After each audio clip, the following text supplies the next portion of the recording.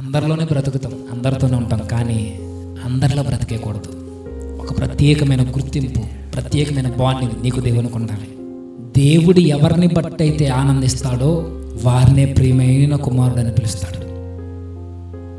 దేవుడు ఎవరిని బట్టి సంతోషపడతారో వారినే అంటాడు, ఈయనే నా ప్రియ కుమారుడు, ఈయన నా ప్రియ స్నేహితుడని. దేవునితో మనకు అంత బాండింగ్ ఏర్పడాలి. నిజానికి దేవుడు మనల్ని పుట్టించింది కూడా దాని కొరకే.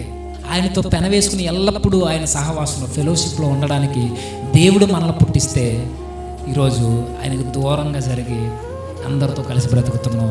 ఒక వేషధారణని ముసిగేసి తీసేయండి. అది ఒకటే గుర్తుంచుకో, ఎవరినో చూసి ఇప్పుడు బ్రతకొద్దు. ఎవరిని చూసి ఇప్పుడు బ్రతకొద్దు. ఎవరితోనూ కంపేర్ చేసుకోవద్దు. ఇంక్లూడింగ్ భక్తులతో కూడా కంపేర్ చేసుకోవద్దు, సేవకులతో కూడా కంపేర్ చేసుకోవద్దు. నీ బ్రతుకు నీ బ్రతుకే, నీ వ్యక్తిగత జీవితం నీదే, నీ ఆత్మకు నువ్వే బాధ్యుడివి. నీకు దేవునికి మధ్య మరెవరు ఉండడానికి వెళ్ళలేదు. నీ పునాది దేవుని మీద ఉండాలి. ఆ పునాదిలో నుండి ప్రభువును చూస్తూ ఆయనతో నువ్వు పెనవేసుకుని ఉండాలి. అందరిలోనే ఉన్నా అందరికీ ఒక ప్రత్యేకమైన మాదిరిగా మనం బ్రతుకుండాలి.